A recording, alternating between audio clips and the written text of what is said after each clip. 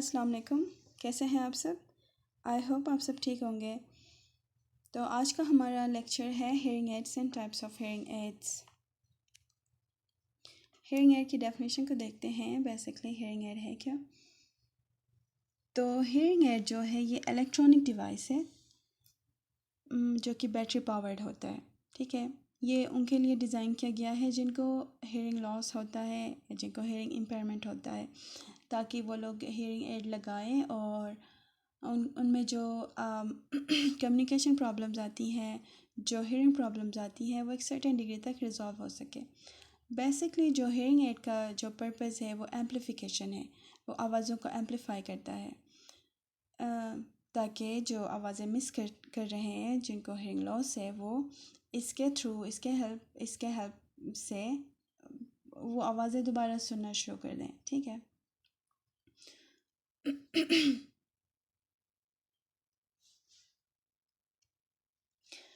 How do hearing ads help? कैसे help करते हैं हेयरिंग एड्स? बहुत सारी बातें तो मैंने डेफिनेशन में ही बता दी, दोबारा बता देती हूँ कि ये आवाज़ों को एम्पलीफाई करता है। आवाज़ों को एम्पलीफाई करके जो आवाज़ें मिस हो रही हैं वो सुनना शुरू कर देते हैं। ठीक है, जो भी हेयरिंग एड फिट करते हैं, जो भी हेयरिंग एड लगा देते हैं, साथ साथ हेयरिंग भी इम्प्रूव हो जाती है और स्पीच कॉम्प्रिहेंशन भी इम्प्रूव हो जाती है, क्योंकि जिनको हेयरिंग लॉस होता है इनको इन टर्न स्पीच कॉम्प्रिहेंशन में प्रॉब्लम्स होती हैं। ठीक है, ये बेसिकली वो लोग लगाते हैं या उनको प्रिस्क्राइब किया जाता है जिनको हेयरिंग लॉस होता है, particularly sensorineural hearing loss. Sensorineural hearing loss की फिजियोलॉजी की तरफ आई डोंट थिंक मुझे जाना चाहिए, क्योंकि आप लोगों ने इसके बारे में पढ़ा होगा ऑलरेडी। ठीक है, फिर भी मैं थोड़ा सा बता देती हूँ कि सेंसोन्यूरल हेयरिंग लॉस परमानेंट प्रॉब्लम है हेयरिंग रिलेटेड, जो रिवर्ट नहीं होता, जो रिजॉल्व नहीं होता, क्योंकि ये कॉकलिया के अंदर डैमेज होता है। कॉकलिया डैमेज होता है, कॉकलिया वीक होता है। कॉकलिया के अंदर जो हमारे हेयर सेल्स हैं, जो साउंड की ट्रांसमिशन एंड साउंड की ट्रांसफॉर्मेशन पर काम करते हैं, वो वीक हो जाते हैं और उनकी वीकनेस परमानेंट होती है, वो टेम्परेरी नहीं होता। हेयरिंग लॉस कैसे कॉज होता है? कौन से फैक्टर्स हैं जो हेयरिंग लॉस कॉज करते हैं? बहुत सारे फैक्टर्स होते हैं बेसिकली जो हेयरिंग लॉस कॉज करते हैं।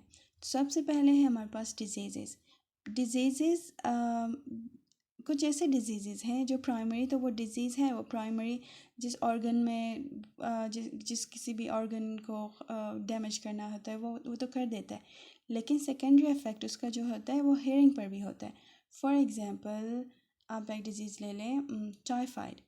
किसी को टाइफाइड होता है, किसी को वो टाइफाइड में जैसे हाई फीवर्स वगैरह आ जाते हैं, वो उसका जो सेकेंडरी इफेक्ट होता है वो या तो हेयरिंग को इम्पेयर करता है, ठीक है, या विजन को इम्पेयर करता है। उसके अलावा हाइपरटेंशन है, जिसको बहुत अरसे से हाइपरटेंशन है, जिसका बीपी हाई होता है, उनको हेयरिंग लॉस होता है। उसके अलावा एपिलेप्सी कॉज कर सकता है। उसके अलावा नमोनिया की वजह से हेयरिंग लॉस होता है। ठीक है, ये कुछ डिजीज़ होते हैं जिनका सेकेंडरी इफेक्ट हेयरिंग लॉस होता है, परमानेंट हेयरिंग लॉस। दूसरा जो फैक्टर है वो है एजिंग, बल्कि एजिंग सबसे बड़ा फैक्टर है। एजिंग एजिंग से रिलेटेड जो हेयरिंग लॉस होता है उसको कहते हैं प्रेस्बाइक्यूसिस। एजिंग में बेसिकली एजिंग जो है बेसिकली हमारे बॉडी में जितने भी ऑर्गन्स हैं सबको वीक करता है। हमारी विजन वीक होती है, हमारे बोन्स वीक होते हैं, हमारे मसल्स वीक होते हैं। ठीक है, हमारे जो भी बॉडी जो भी फिजियोलॉजिकल फंक्शंस हैं ऑलमोस्ट सारे वीक हो जाते हैं। हमारा मेमोरी वीक होता है, डिमेंशिया होता है। साथ साथ हेयरिंग लॉस भी एक फैक्टर है जो एजिंग के साथ होता है। ऑलमोस्ट 80% ऑफ पॉपुलेशन में हो जाता है। उसके बाद है इंजरी पर्टिकुलरली हेड ट्रॉमा या मैस्टॉइड, किसी एक्सीडेंट की वजह से किसी को सर में चोट आया या किसी का मैस्टॉइड फ्रैक्चर हो गया, तो उनको हेयरिंग लॉस होता है, उनका कॉक्लियर डैमेज होता है और अगेन वो भी परमानेंट होता है। ठीक है, फोर्थ जो फैक्टर है, बहुत बड़ा फैक्टर है ये भी, नॉइज़। जो कोई भी नॉइज़ के एक्सपोजर में होता है, नॉइज़ी एरिया में होता है, या फिर उसका वर्क प्लेस नॉइज़ी है, कंपनीज़ होते हैं, फैक्ट्रीज़ होते हैं, जहाँ पे वो दिन में बहुत सारा टाइम उस नॉइज़ में गुजारता है, एंड वो इसका लाइफस्टाइल होता है, तो उसको भी हियरिंग लॉस होता है, जिसको कहते हैं नॉइज़ इंड्यूस्ड हियरिंग लॉस। और इसको अगर आप ऑडियोग्राम में देखेंगे तो ये इसकी इंडिकेशन होती है कि उसका जो 4K है वो वहाँ पर एक नॉइज़ सा बन जाता है, तो आपको देख के पता चल जाता है कि ये नॉइज़ इंड्यूस्ड हियरिंग लॉस है। एंड ये बताने का मकसद कि नॉइज़ बहुत बड़ा फैक्टर है हियरिंग लॉस कॉज करने में। उसके बाद सर्टेन मेडिसिन्स होती हैं जो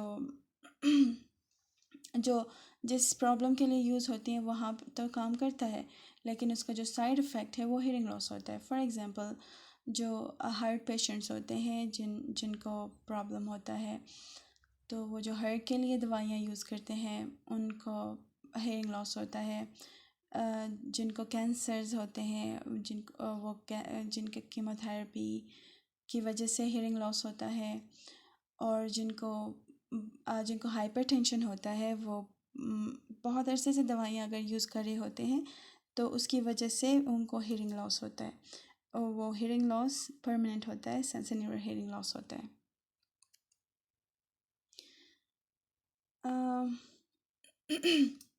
ठीक है, हमने देख लिया कॉजेज़ वगैरह। ठीक है, अब हम देखते हैं problems face by people with hearing impairment. Mostly हम जो भी हियरिंग अगर घर में कोई हियरिंग इम्पेयर्ड है, या फिर हमारे रिलेटिव है, या कोई हमारे जानने वाला है, आपके भी होंगे, तो उन पे हम मोस्टली कोऑपरेट नहीं करते। मैंने जितना को देखा है तो उन पे गुस्सा होते हैं, उनको समझते नहीं है। फॉर एग्ज़ाम्पल, घर में अगर कोई है जिसको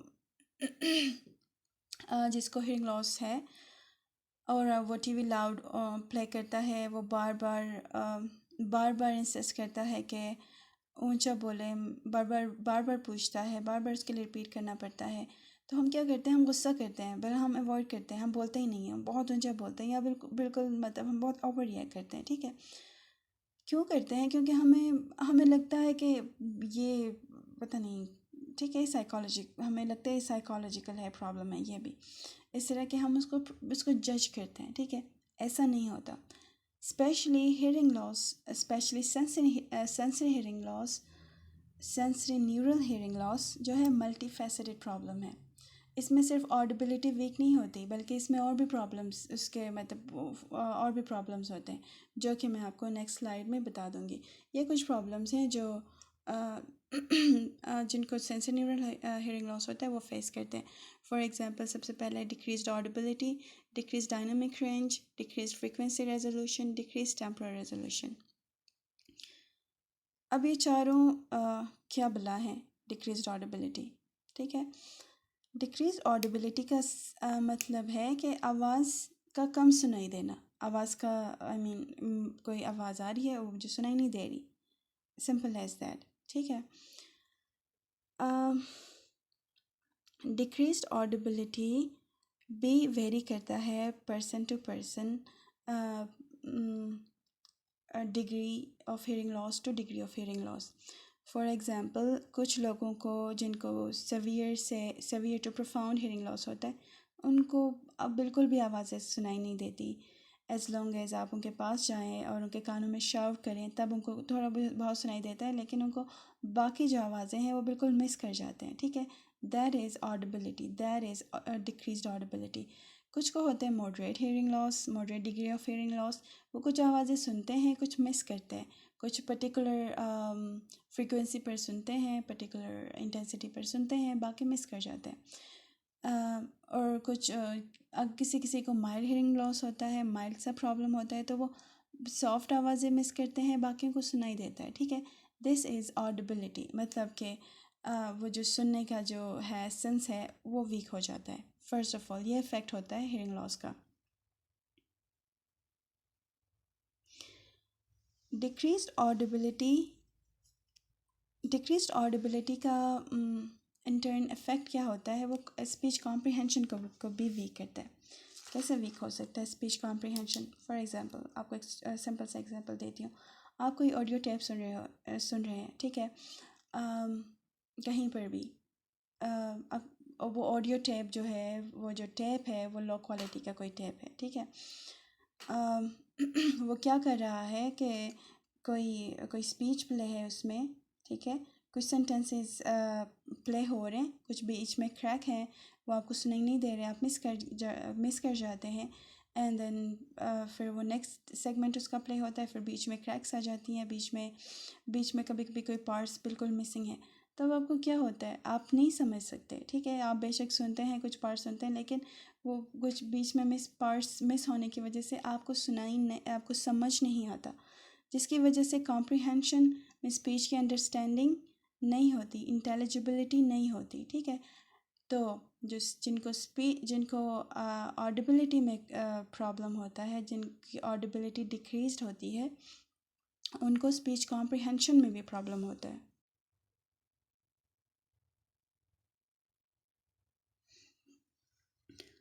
सेकंड जो प्रॉब्लम है वो है decrease dynamic range. Decrease dynamic range को समझने से पहले हमें पता होना चाहिए डायनामिक रेंज क्या है। डायनामिक रेंज एक्चुअली ये गैप है between audibility threshold and discomfort threshold, ठीक है। ये जो गैप है ना, ये सेंसरी न्यूरल हियरिंग लॉस जिनको होता है उनमें ये गैप कम हो जाता है। इस गैप के कम होने के क्या इम्पैक्ट्स हैं? Wish I had a white board, I could draw it and you would have understood it better, लेकिन चलें हम कोशिश करते हैं, ठीक है। क्या होता है, चलें एक एग्जांपल ले लें। अगर आपके पास पेन एंड पेपर है तो आप निकाल सकते हैं, ठीक है। अब इसको प्लॉट करें। सपोज़ हमारे पास दो बंदे हैं, लेट्स से एक ए है एंड एक बी है, ठीक है। जो ए है वो नॉर्मल सुनता है, तो इसके थ्रेशोल्ड्स हैं 15 डेसिबल, ठीक है।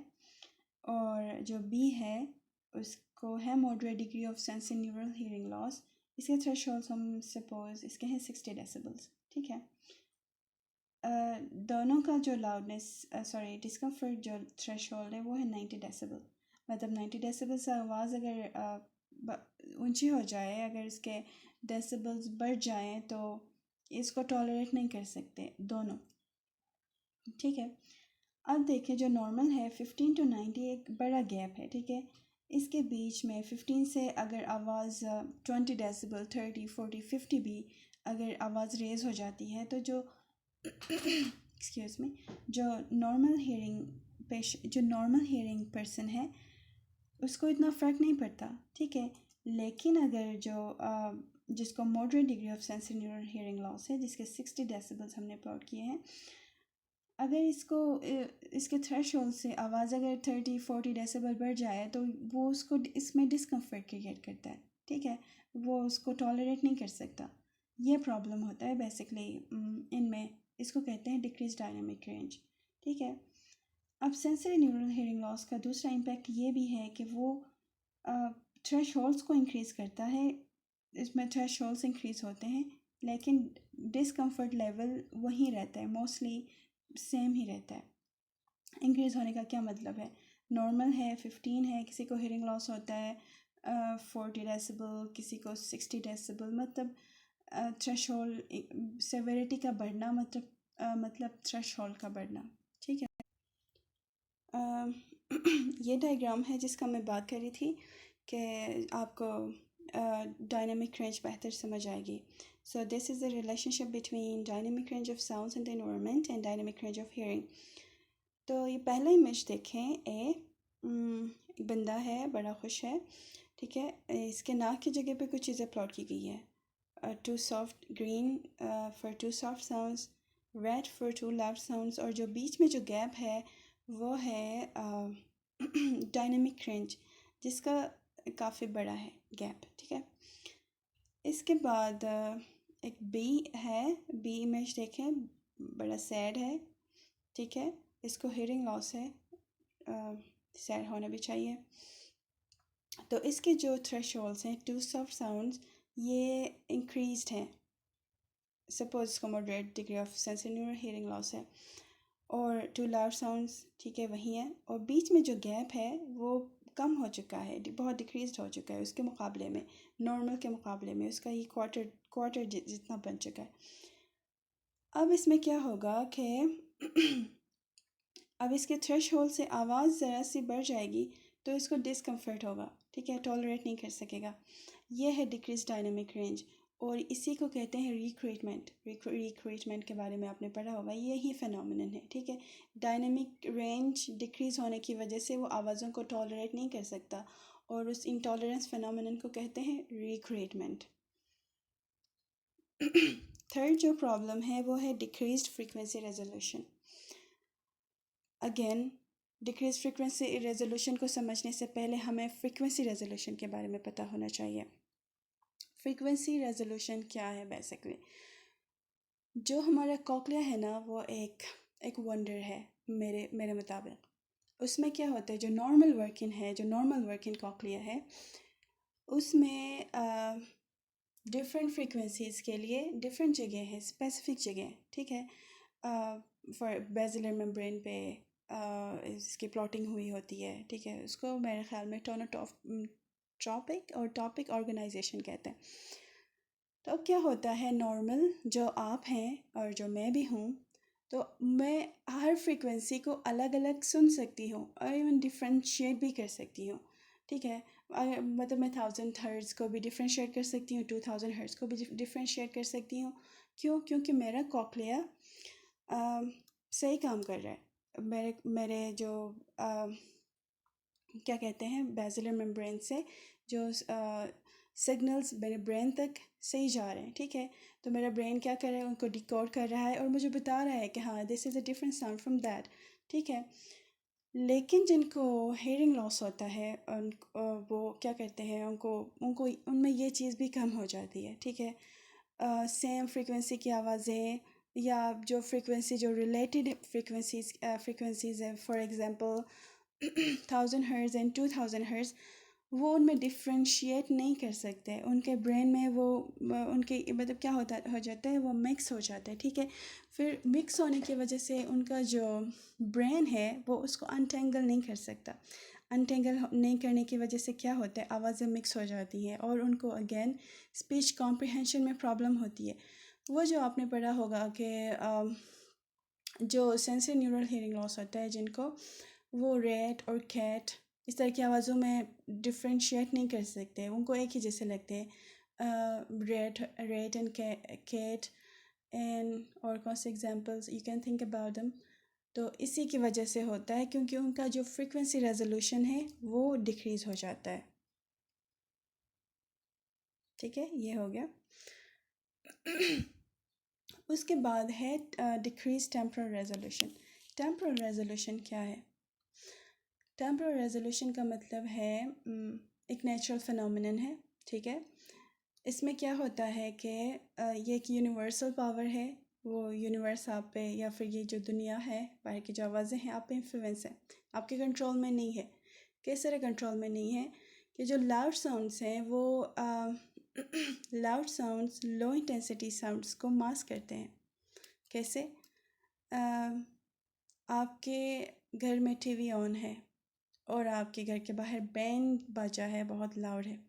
आप वो बैंड बाजा की आवाज़ सुन सकते हैं और टीवी की आवाज़ जितना भी लाउड करें वो बिल्कुल मास्क हो चुका है, आप नहीं सुन सकते, ठीक है। ये एक फिनोमिनन है। लेकिन अगर आप नॉर्मल हियरिंग है तो ठीक है, जैसे मैं आपको लेक्चर दे रही हूँ और बाहर बहुत ज़्यादा शोर है, आप फिर भी सिग्नल्स कैच करते हैं, आपको समझ आ रहा है कि मैं क्या कह रही हूँ, ठीक है। लेकिन जिनको सेंसरी न्यूरल हियरिंग लॉस होता है उनमें ये प्रॉब्लम होती है। उनमें वो मास्किंग जो एक फिनोमिनन है कि loud sounds low intensity sounds को मास्क करते हैं और उनमें वो डिफ्रेंशिएट नहीं कर सकते, ठीक है। जिसकी वजह से क्या होता है, वो अगेन स्पीच कॉम्प्रिहेंशन पे इफ़ेक्ट होता है। वो सुनते भी नहीं हैं तो जाहिर सी बात है वो समझने में भी उनको प्रॉब्लम होता है। ये कुछ प्रॉब्लम्स हैं जो हियरिंग लॉस के बंदे फेस करते हैं, ठीक है। हो गए प्रॉब्लम्स। अब दोबारा हियरिंग एड की तरफ चलते हैं। तो हेयरिंग एड्स के कुछ एसेंशियल कंपोनेंट्स होते हैं, जो कि ये जो कंपोनेंट्स हैं आप दुनिया में जितने भी हेयरिंग एड्स देखें, जितने भी कंपनीज़ में आप जाएं, जो भी कंपनी मैन्युफैक्चर करेगा हेयरिंग एड, वो इन 4 पार्ट्स को हमेशा इंस्टॉल करेगा हेयरिंग एड के अंदर। तो जिसमें है microphone, amplifier, receiver, battery. Microphone क्या है? माइक्रोफोन हेयरिंग एड के अंदर इसका काम होता है, वो सिग्नल्स को कैच करता है और उनको इलेक्ट्रिकल सिग्नल्स में कन्वर्ट करता है। उसके बाद एम्पलीफायर है, वो जो कन्वर्टेड सिग्नल्स हैं इलेक्ट्रिकल, उनको स्ट्रेंथन करता है, उनको क्या कहते हैं, एम्पलीफाई करता है, उन सिग्नल्स को बड़ा करता है।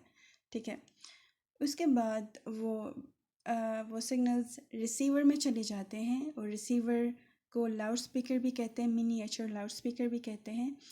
वो उन सिग्नल्स को दोबारा साउंड एनर्जी में कन्वर्ट करता है एंड देन आगे फनल करते आगे सेंड करता है जिसने भी हेयरिंग एड लगाया हुआ है उनके लिए। ठीक है, जिसने भी जो भी इससे फ़ायदा उठाना चाहे।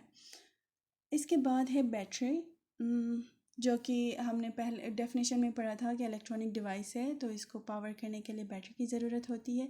तो बैटरी बेसिकली एम्पलीफायर को पावर करता है। ठीक है, एम्पलीफायर को एनर्जी की ज़रूरत होती है कि सिग्नल्स को इन्हांस करने के लिए।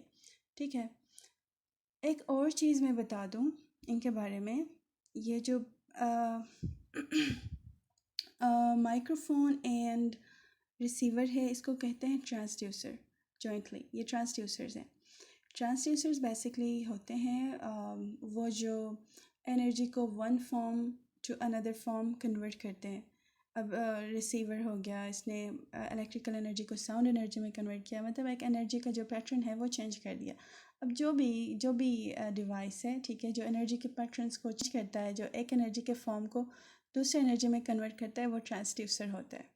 तो अगर आपसे कोई पूछे ट्रांसड्यूसर क्या है और माइक्रोफोन ट्रांसड्यूसर क्यों है, तो इस पर फिर आपने कंफ्यूज नहीं होना। ये एक पिक्चर है, ये CIC है पहले एंड देन BTE है। इसमें एक जनरल नहीं, जो कॉमन एक प्लेसमेंट होती है कंपोनेंट्स की, वो दिखाया गया है। तो ये देखें आप, CIC में देखें, ये वेंट है, रिसीवर है, सबसे एंड पर माइक्रोफोन है, वॉल्यूम कंट्रोल है बाहर, बैटरी है, फ़िल्टर कंट्रोल है, और इसके बाद है BT में सबसे पहले है ईयर हुक है, माइक्रोफोन्स हैं 2, और रिसीवर है, वॉल्यूम कंट्रोल है, प्रोग्रामिंग सॉकेट है, एम्पलीफायर है, बैटरी स्विच। ठीक है, ये प्रोग्रामिंग एंड वेंट और ये जो एक्स्ट्रा जो चीज़ें यहाँ पर मेंशन है ना, इसके लिए पूरा मेरे पास आपके लिए एक लेक्चर तैयार किया हुआ है। तो नेक्स्ट लेक्चर में इसके फीचर्स को हम बहुत एलेबरेटली पढ़ेंगे। इसके बाद हम जाते हैं different styles of hearing ads के ऊपर। ठीक है, हेयरिंग एड के स्टाइल्स को कैटेगराइज किया गया है कि इस बेसिस पे कि वो कहाँ पर पहने जाते हैं, कान में पर्टिकुलरली कौन से स्पॉट पे उनको फिक्स किया जाता है। इस बेसिस पे हेयरिंग एड के स्टाइल को कैटेगराइज किया गया है। तो इस हिसाब से सबसे पहले हमारे पास है बॉडी एड, उसके बाद बिहाइंड द ईयर, ये एक स्टाइल है, in the ear hearing add का एक स्टाइल है, एक टाइप है। उसके बाद कैनाल एड्स हैं, उसके बाद receiver in the ear canal है जिसको RITE भी कहते हैं। उसके बाद स्पेक्टिकल और आई ग्लास एड है। अब इसको हम अलग अलग देखते हैं कि ये क्या बल्ला है।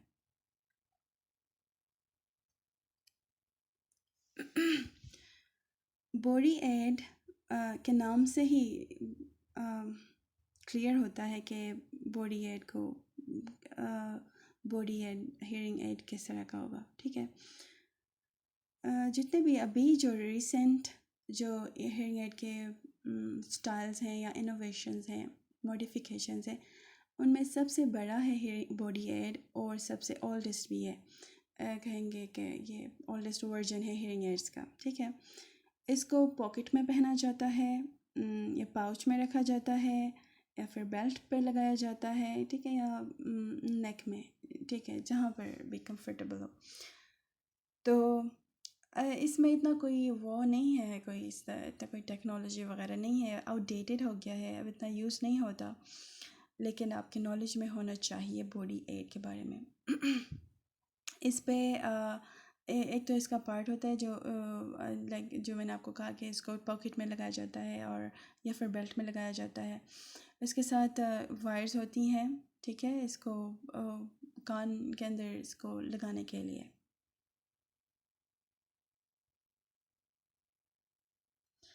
इसके बाद है behind the ear hearing ads. Behind the ear hearing ads के नाम से ही हमें पता चलता है कि behind the ear hearing add कहाँ पर प्लेस हो सकते हैं। ये पिन्ना के पीछे प्लेस करते हैं, कान के पीछे, ऑरिकल के पीछे, ठीक है। इसके जितने भी इसमें कंपोनेंट्स हैं, अभी जो पिक्चर में मैंने दिखाए थे, ठीक है, सारे के सारे जो पार्ट बिहाइंड द ईयर आ रहा है उसमें कैसे होते हैं। ये रब प्लास्टिक मटेरियल होता है या फिर हार्ड प्लास्टिक मटेरियल होता है, ठीक है, जिसमें सारे कंपोनेंट्स को इंस्टॉल किया जाता है।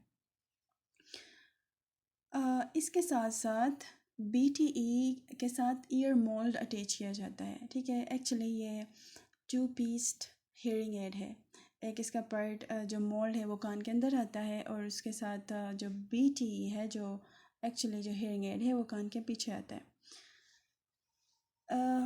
जो BTEs हैं वो अब बहुत ज़्यादा यूज़ होता है, जितना मैंने देखा है, जितना प्रैक्टिस में मैंने देखा है, ठीक है, क्योंकि इजी टू हैंडल होते हैं, और इसको इतने केयर जिनको डेक्स्ट्री प्रॉब्लम्स होते हैं, जिनको मसल्स प्रॉब्लम्स हो, जो भी, ठीक है, जो भी, इसकी केयर इजी है, इसको लगाना और इसका बैटरी वगैरह चेंज करना इजी है। तो ये हम ऑल एज ग्रुप को प्रिस्क्राइब कर सकते हैं, ठीक है।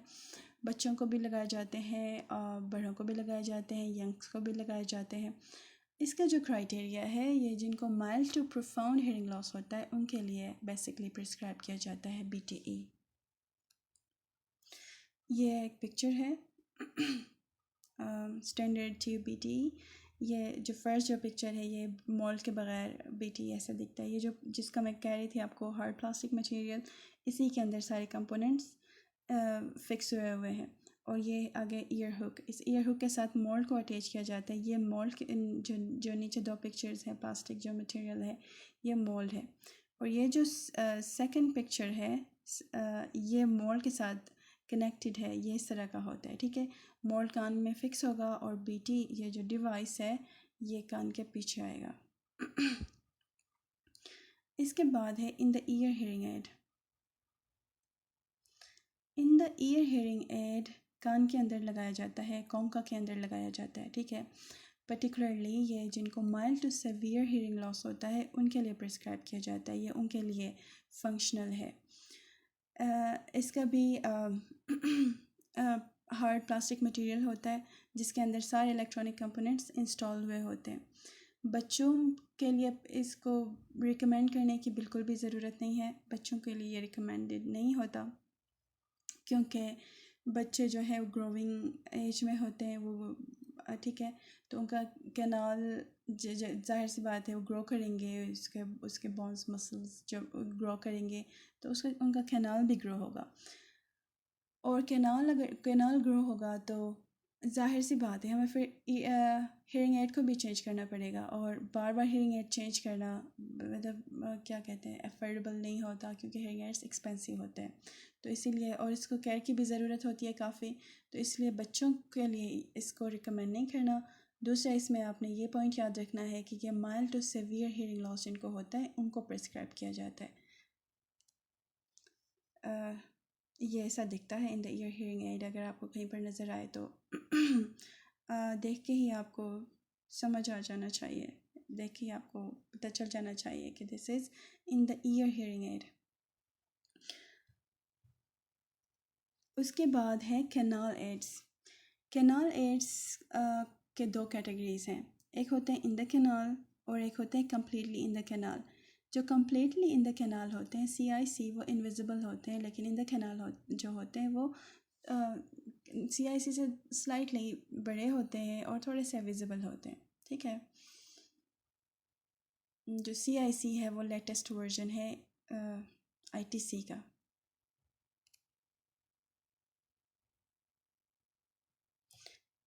ये है इन द कैनाल और ये है कम्प्लीटली इन द कैनाल। अच्छा, अब आपके जहन में आएगा कि आपने तो कहा था कि कम्प्लीटली इन द कैनाल के अंदर बिल्कुल फिक्स होते हैं, ये तो बाहर है, कोका में है। तो इसने ये इसलिए लगाया क्योंकि आपको नज़र आना चाहिए कि in the canal, completely in the canal hearing aid दिखता कैसे है, ठीक है। या यहाँ पर नहीं लगाते, ये कैनाल के अंदर होता है, ये विजिबल नहीं होता, ये नहीं नज़र आता, ये जस्ट आपको दिखाने के लिए कि ये इस तरह का होता है।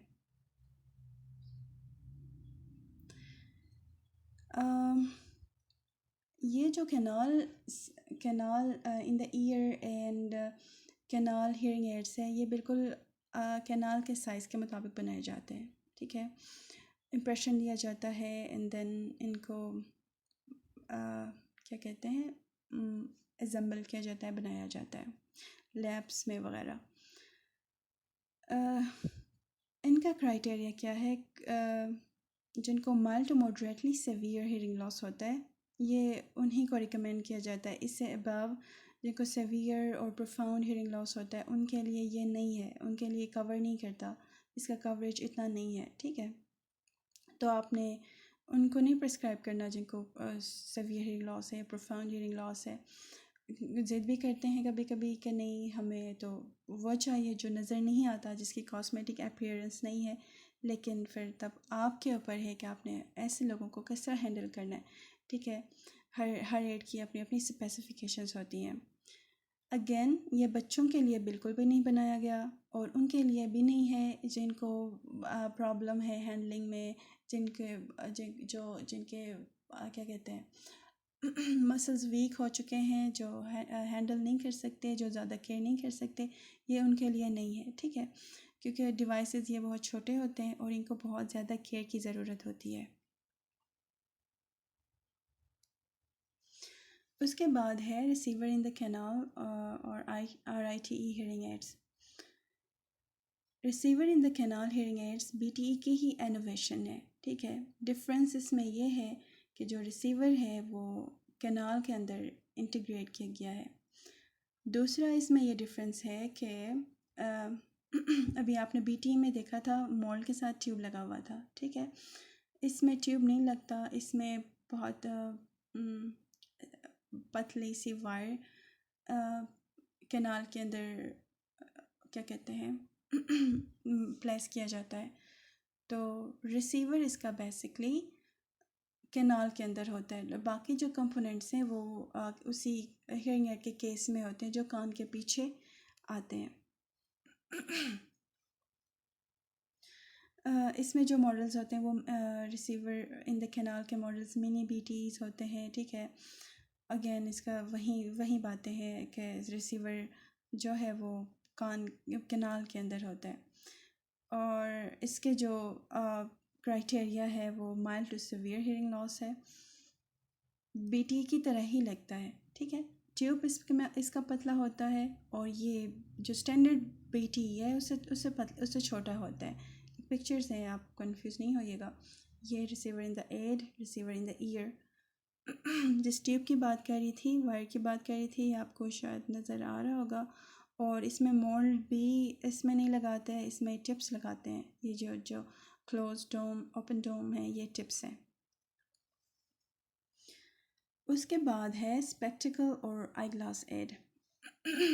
स्पेक्टिकल और आई ग्लास एड ये पर्टिकुलरली उनके लिए डिज़ाइन किया गया है जिनको हेयरिंग के साथ साथ विजन की इम्पेयरमेंट भी है, जिनको विजन का भी ज़्यादा मसला है और हेयरिंग का भी ज़्यादा मसला है। ये एसेंशली ये BTE है, ठीक है। जिसको जो ये नहीं होता हैंडल हेयरिंग ग्लासेस का, इसके अंदर इसको फिक्स किया जाता है। बहुत सारे लोग स्पेक्टिकल एड को बोन कंडक्शन एड के साथ कंफ्यूज करते हैं। उनको लगता है कि ये कान के पीछे है तो ये बोन कंडक्शन एड है, ऐसा नहीं है, ठीक है। आप लोगों ने भी कंफ्यूज नहीं होना और आप लोगों ने भी इसको bone conduction hearing aid consider नहीं करना, क्योंकि ये बीटी है बेसिकली, ठीक है। बीटी का ही है, क्या कहते हैं, क्या न्यू वर्जन है। दूसरा इसका ये मिथ है, बातें हैं कि ये ओल्ड वर्जन है, ये बहुत पुराना है और अब लोग इसको पसंद नहीं करते और ये मार्केट में अब नहीं है। ऐसा भी नहीं है, ठीक है। पाकिस्तान में अब आपको बहुत कम दिखाई देंगे ये पाकिस्तान में, क्योंकि टेक्नोलॉजी में हम अभी स्ट्रगल कर रहे हैं, अभी स्ट्राइव कर रहे हैं।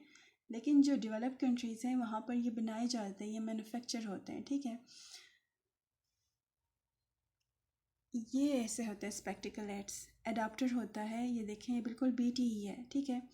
इसमें एक ये है कि इसमें मोल्ड नहीं होता, मोल्ड नहीं बनाया जाता, वायर पास किया जाता है कैनाल के अंदर।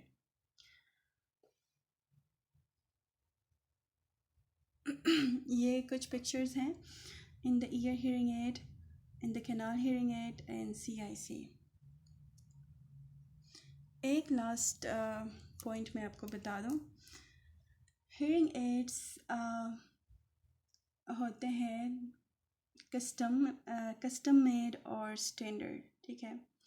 कस्टम मेड का मतलब है कि जो हम इम्प्रेशन लेके बनाते हैं, जिनकी कैसिंग हम खुद डिज़ाइन करते हैं कैनाल के साइज़ के मुताबिक, और जो स्टैंडर्ड होते हैं वो ऑलरेडी बने हुए होते हैं, मतलब उसके कैसिंग के साथ हम लोग नहीं छेड़ते, मतलब वो स्टैंडर्ड है, बस वो हम जिससे हैं वैसे हम पेशेंट को फिट करते हैं।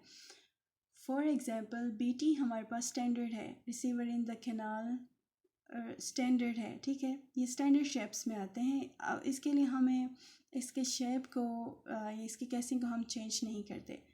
जबकि जो CIC है, ITC है, इन द ईयर है, इसको हम बनाते हैं, स्पेशली हम इम्प्रेशन लेते हैं कान के हर एक इंडिविजुअल के कैनाल के साइज़ के मुताबिक इसको मैन्युफैक्चर किया जाता है लैब्स में, ठीक है। इसकी कैसिंग बनाई जाती है, इसका शेल बनाया जाता है, जिसको कहते हैं कस्टम मेड, ठीक है। ये पॉइंट आप लोगों ने याद रखना है। तो ये था आज का हमारा लेक्चर। आई होप आपको समझ आया होगा, लेकिन अगर आपको समझ नहीं आया, अगर आपके पास कोई क्वेश्चन है, कोई आपको कन्फ्यूजन है, तो यू कैन कॉन्टेक्ट मी, आप मुझसे पूछ सकते हैं, ठीक है। मैं आपको क्लियर कर सकती हूँ, मैं आपको क्लियर कर दूँगी, ठीक है। तो टेक केयर, अल्लाह हाफिज़।